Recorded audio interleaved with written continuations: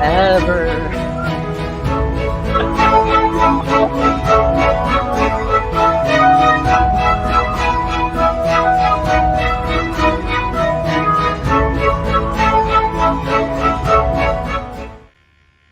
Hello, hello, hello, everyone. Oops, we got Stan silently in the background. Oh, there we go. I got rid of Stan just as he was going to say hi.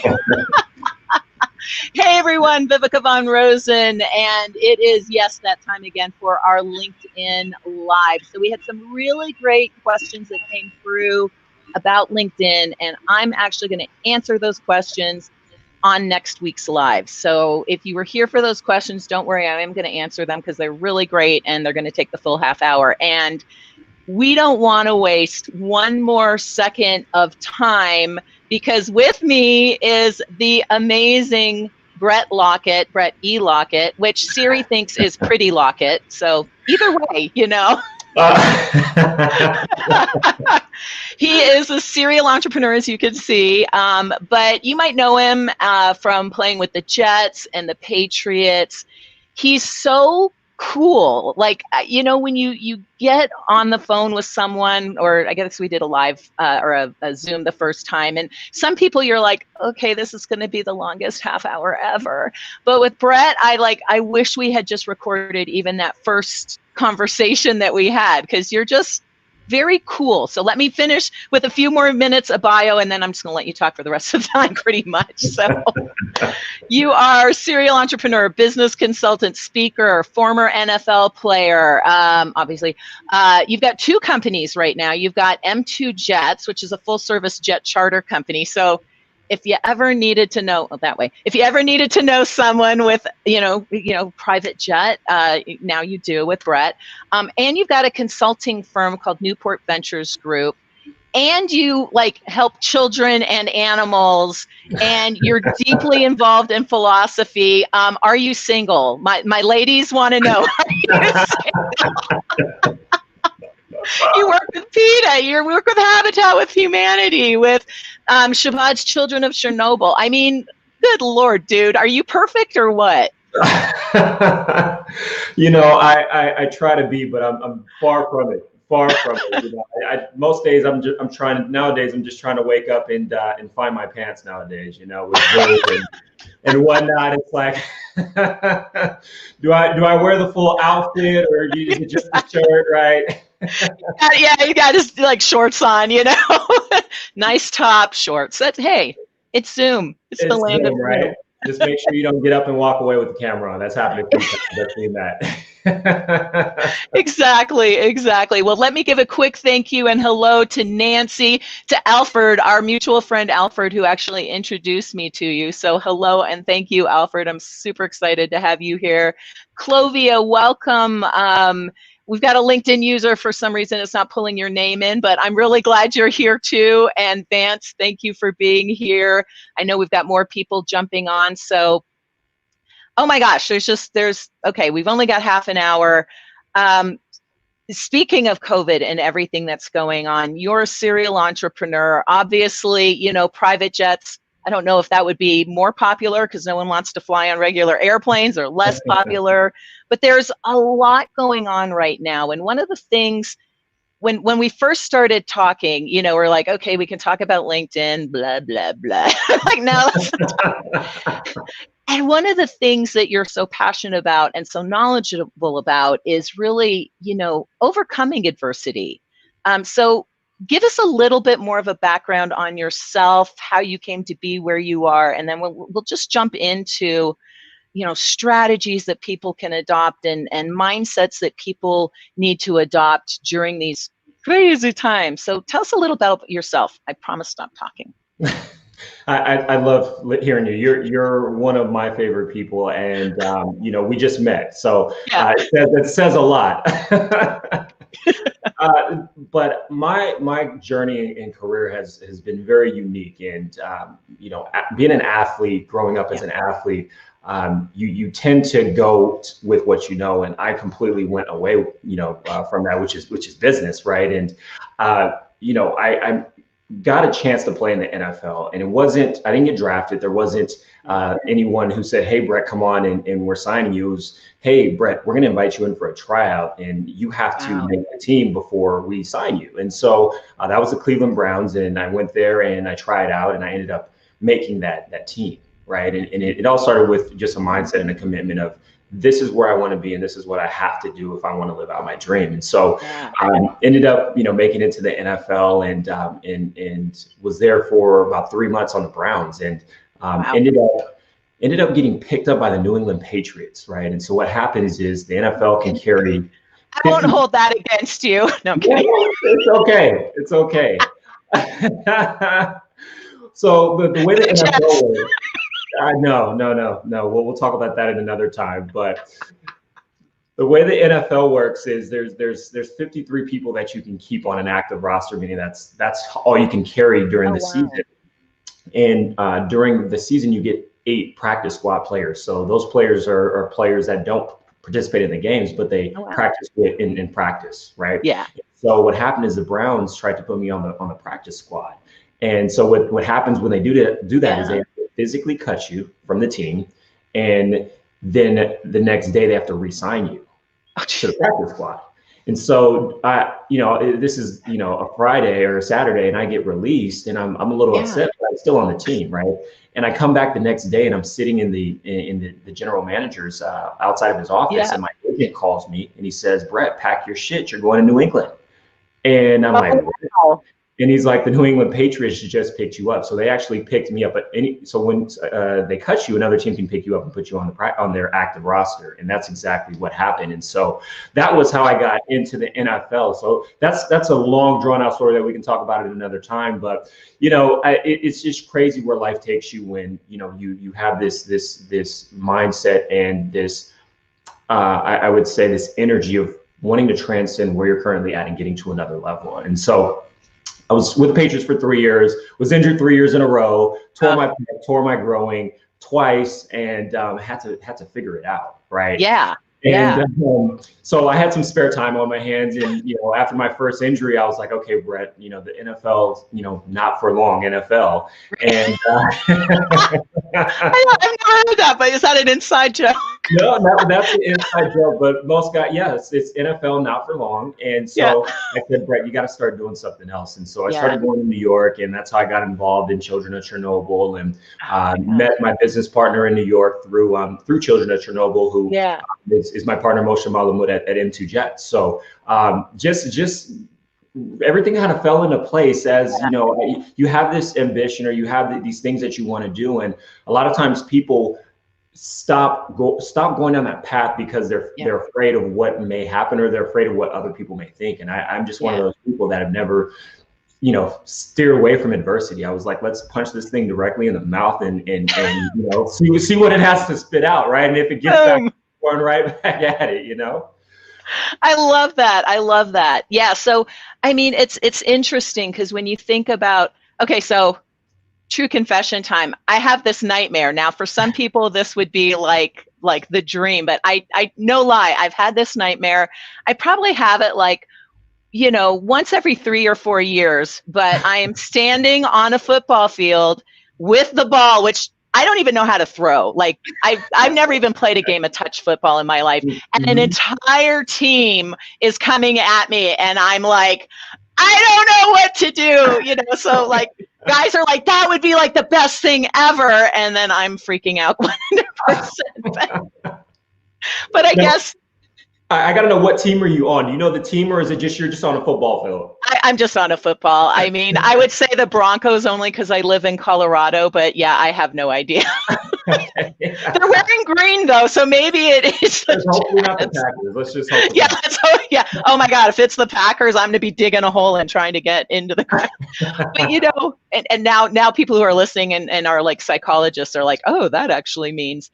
But we do. I mean, we get this sense of overwhelmed sometimes, and especially right now where we're what, 5 months, 6 going on 6 months into COVID, and our lives are changed, and some people have lost their jobs, and some people's businesses are struggling, and it's like a football field of fear is coming at you. And we don't feel adequately informed. Like, I don't know how to throw the football, right? I don't know how to tackle. We don't have the skills we need, or we don't feel like we have the skills we need to overcome that adversity that's just being thrown at us. So from your real experience, what would you recommend that, what are some steps that people can take mentally, spiritually, books they can read, things they can do to kind of get a sense of control back? That's a great question. And the volatility, and I like to say, I've been in the markets, right? And I like to talk about volatility, but that's what we're seeing in real life right now, right? Yeah. Outside of the markets, we're seeing. I'm based in Los Angeles, and we were open. We closed quarantine, Yes, and right. we opened up, and Arizona, California, Florida, everything spiked, and then we got shut back down. And so, what does that do to your psychology, right? It's like, hey, I think I see daylight, and then all of a sudden, this is a football terminology, but all of a sudden that gap closes, right? And now I have to figure out what to do. And it's high performance and performing at a high level. There's always transitions, and it's always about being mindful of what's happening during those transitions, and then being able to readjust. And when you go into a game, you may have a game plan, right? And this is in business or anything else, right? You have a game plan when you go into the game, but as soon as the game starts, sometimes that game plan goes out the window, right? Sometimes you're like, oh, throw that out, right? These guys came prepared, they studied up, and now we have to make adjustments. And so this time is particularly for businesses and entrepreneurs, and then just everybody in their own right. They have to be able to make this transition and figure out what the new playbook is. And so that really starts with setting a daily routine, right? Mm-hmm. And then finding those things that we all know make us so much better, but sometimes we just say, the brain sometimes says, hey, I don't want to do this, right? Yeah. I don't want to meditate today. I just want to sit on the couch and watch, eat Cheetos and watch Netflix, right? Yes. I don't want to pick up the phone because people aren't answering phone calls right now because it's COVID. And that's not true, right? That's something that you're telling yourself to make you feel more comfortable with making it okay for you to do what it is that you're doing, right? And so the biggest way to increase any type of motivation, no matter what you're doing, is to start setting some goals. Oh, darn. No, no, you're 100%, because otherwise you're just kind of waffling. You're treading water and you're not going anywhere. And 1 week, like, I actually went through also 2 surgeries during COVID. So, it was but it was an excuse.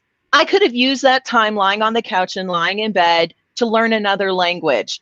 Okay, maybe not to learn how to play the piano, but there were many things that I could have done, but one day turned into 1 week, turned into 1 month, turned into a whole quarter, and you're absolutely right. You've got to set goals. Interestingly enough, on this call in chat is my friend Deb, we've had on the LinkedIn Live, and she actually wrote this amazing book before COVID happened called Your Goal Guide. And it's so important. So I'll stop talking and let's talk about goals. Well, goals are just a place to start, right? It's a mapping point. It's a place to aim at, and I'm a big Tony Robbins fan, and he says this all the time, but if a plane takes off from Los Angeles and it goes to Hawaii and it's off by 2 millimeters, it'll miss Hawaii by more than 1,000 miles, right? That's a good point. And so, it does give us a metric, but now we need to make smaller goals, right? Because there's the big goal and then there's clear goals. The big goals give us the motivation, right? The big goals wake us up in the morning, and, sometimes you need coffee, sometimes you don't, but you're like, hey, I'm running at this thing full speed. There you go. And so the clear goals are the things that allow us to stay on track during the day, right? Being able to transition in and out of meetings or on phone calls, and then get back to the thing that matters most, right? Creating those time blocks that keep us centered, right? And keep us on point. And, I remember when I got out of the NFL and I, wasn't as motivated and I wasn't as clear on what it was that I was doing. And it was like, Bret, you don't have a daily routine, and you don't have this.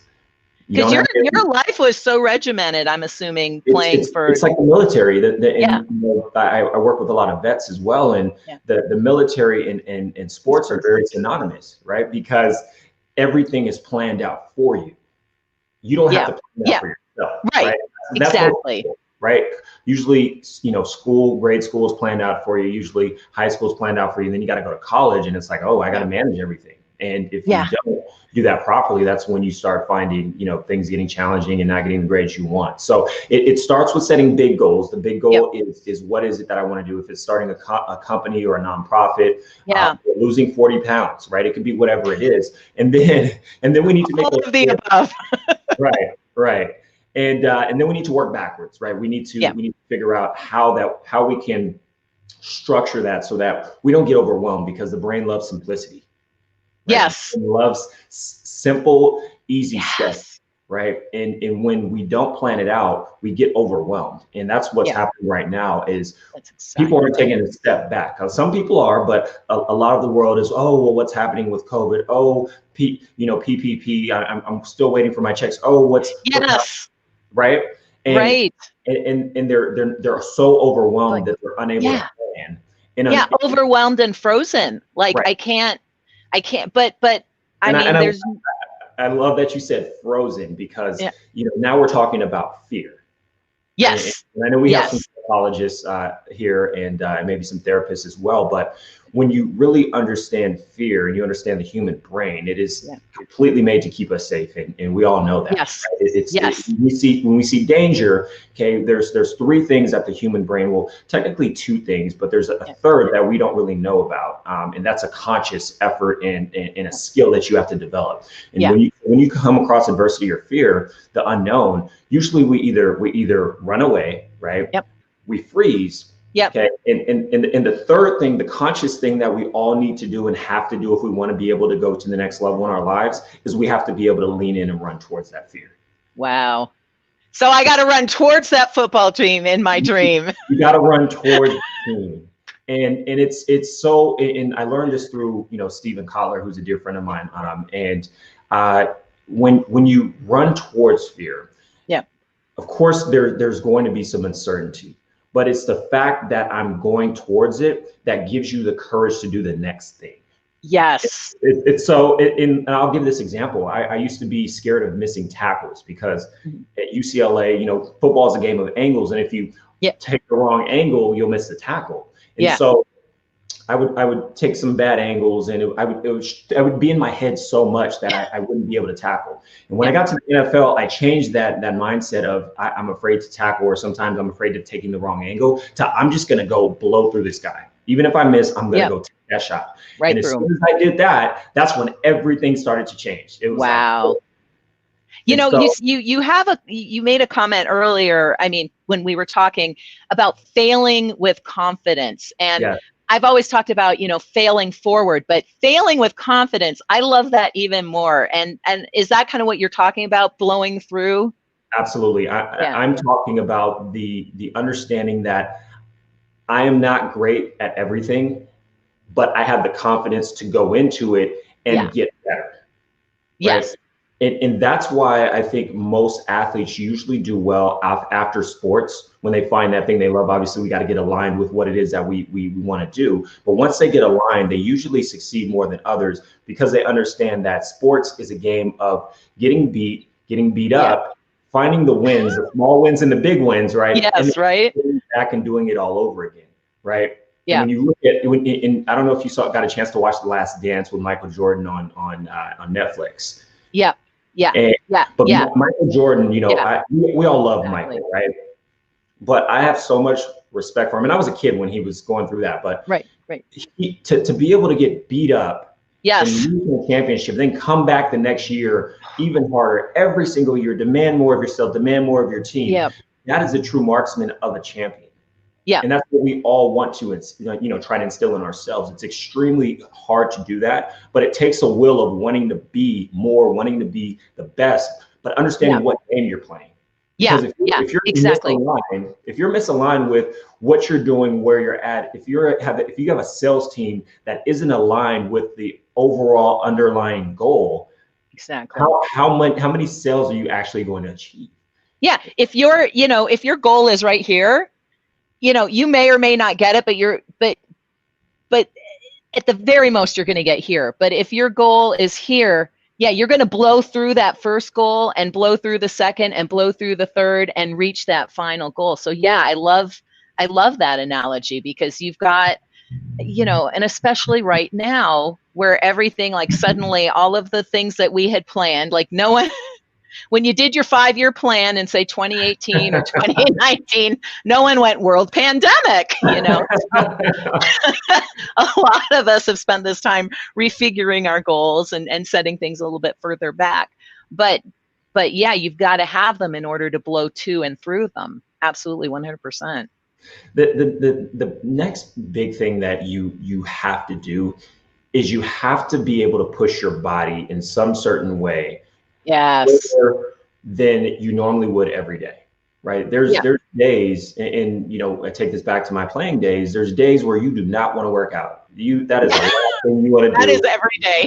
Go on the practice field. Some people it's every day, right? For me, there's guys like, you talk to certain football players and they're like, I hated practice. There was nothing more that I hated than practice, but it was all worth it for when I got to play on game day. And they knew that the short-term pain was only temporary, and that was going to get them to the reward. And if you don't have that if you're not able to push we call that grit, right? Yeah. Grit and struggle. The key of a high performer, one of the main traits, of a high performer is being able to sustain grit and struggle longer than most people. Yes. Yes. In some of the world's most fascinating people, when you look at their backstory and you look at their history, they usually had to struggle with some type of adversity, and they had to figure out it, particularly at a young age. They had to develop a mindset of being able to handle this uncomfortability in their life. Yes. Yeah. And I mean, we're so, Lord knows my generation. I mean, at least we were encouraged to work a little bit, but and just a little, just a little. But I mean, I'm thinking about my stepson, like, oh my God, no one wants to be even a little bit uncomfortable. No one wants to be even a little bit freaking uncomfortable anymore. And I mean, how do you grow? How do you rub those sharp edges off unless you put yourself and you're a little bit uncomfortable or a lot uncomfortable if you're playing football? I mean, it's the digital age. Right, we're past the wars, World War II, and we're past we're still dealing with some civil rights issues, but we're past a lot of the physical struggles that people had to do. We're not getting shipped off to another country to go to war, but now we have to. We're creating this, or we want to create these things in our lives. Yes, right? We want to live on a higher level, and through the digital age, it's made it a lot easier for us not to have to struggle physically. Exactly. Right? I don't want to do chores, or I'll pay someone to come do it. Right. Or I don't have to physically go out and do something. I have my Apple Watch and it'll track, all of these things. And so because we've become more intellectual, a lot of people have, gotten away from, hey, I still need to train my body because my body is directly connected to my mind. Yes. Right? And my mind is directly connected to my spirit. And so when you look at, this kind of triad or this triangle, you have to be able to connect your mind, body, and spirit. Yeah. Right? To be able to 100% understand what's going on in this time during this age. Yeah. It's so critical. It is. And it's the easiest thing, again, excuses, queen of excuses over here. And to surgeries, it hurts to walk, but it's true. There's nothing like physical exercise to get you out of your head. There's the physicality of the endorphins and all of the things that happen. Yes. But it is, you absolutely, I don't know how, I mean, maybe you sit on a rock all day, because you're meditating like the Buddha. Maybe you can have some balance that way, but I feel like the fastest way to get balance in your life is through some kind of physical exercise. And yes, we can't all run up the canyon in 5 minutes, but we can all move a little bit, even me. Yes.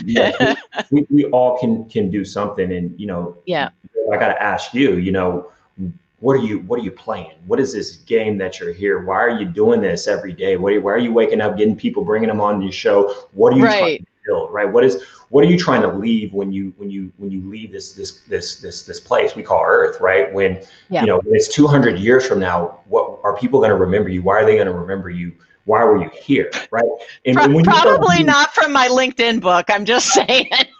But there's something there, right? There's something that's deeper. There's something that is innate 100%. In you that we just need to pull out, right? And as soon as we do, it unlocks everything.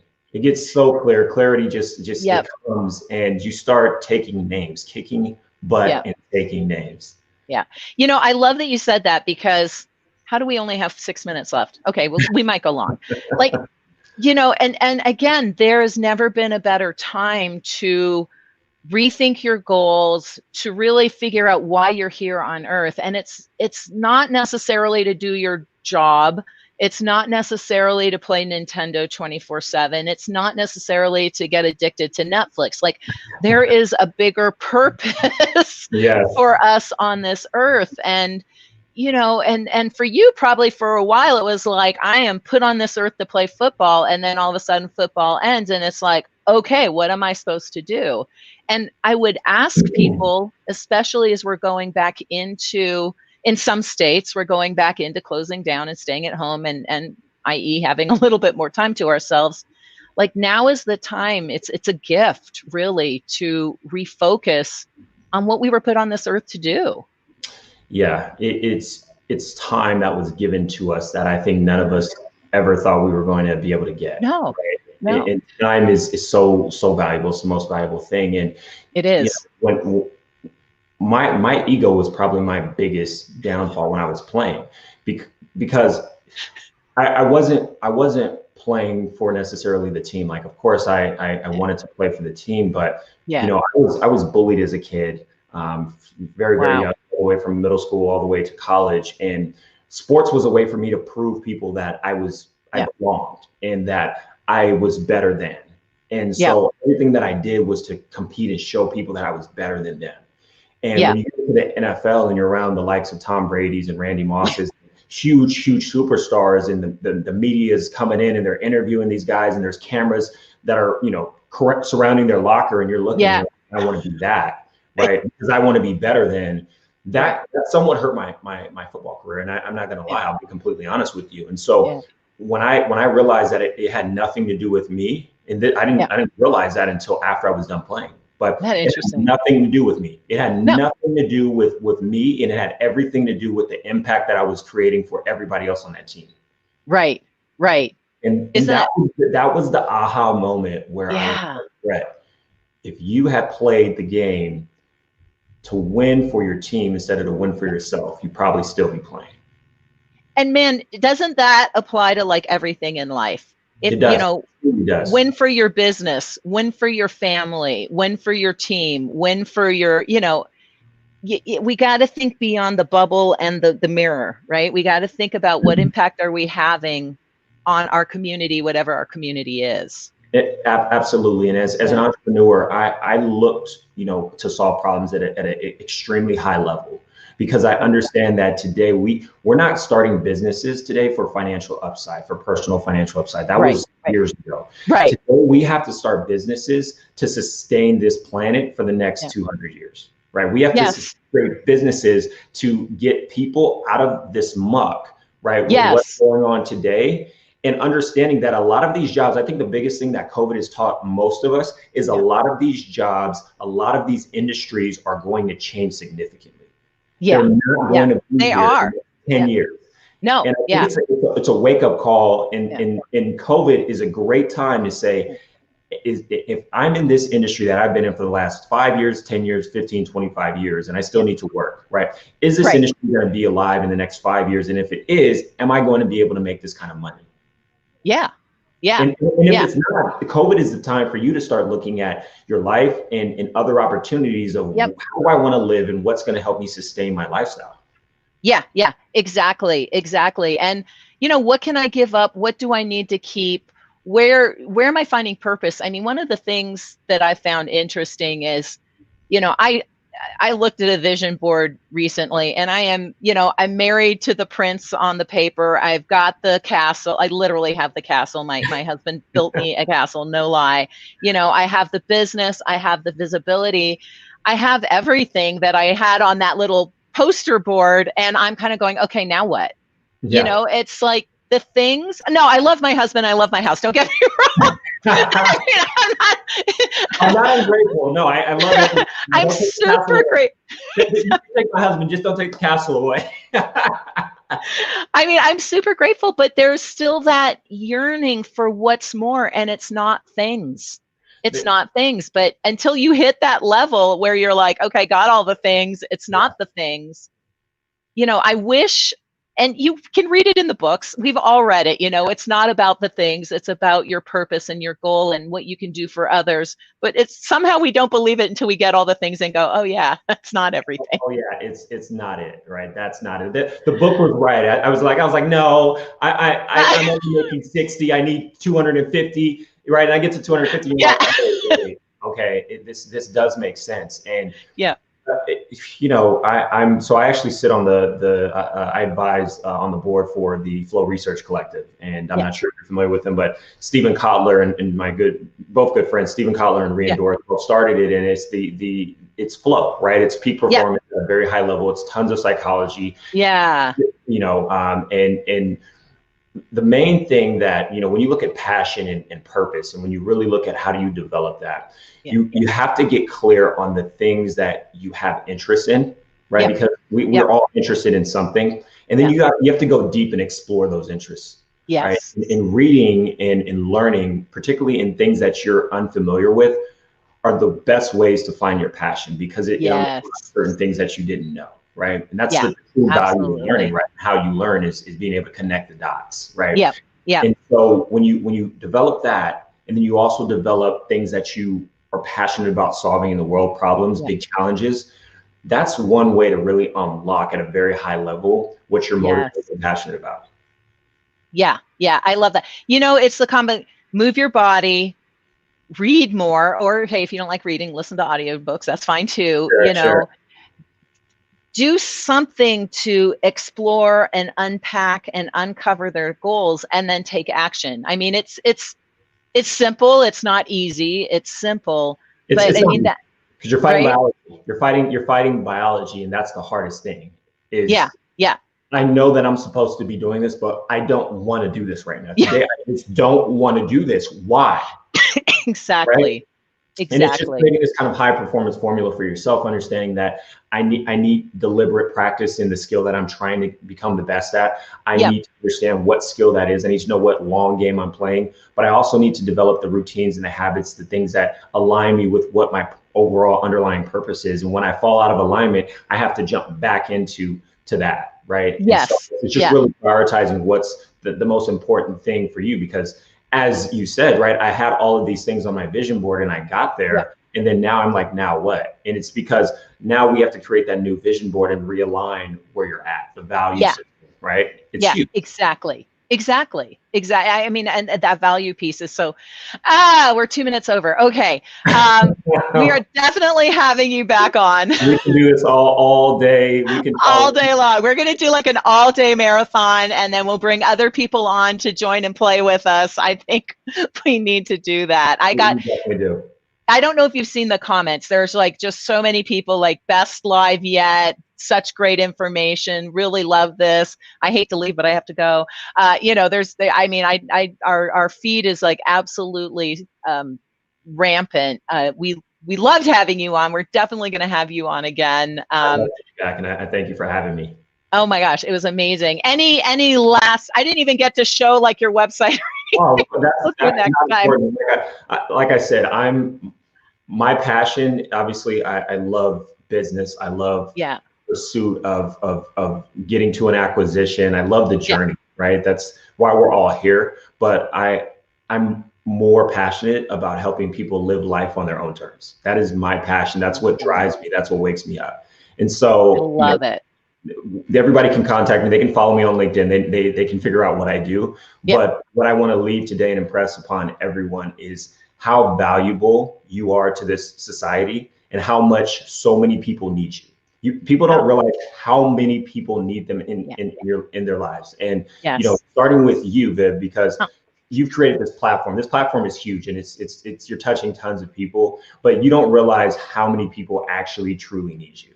need this. So thank you for everything that you're doing, and you're just your inspiration for putting this thing together. It's truly special. Now I want to do is this all day long.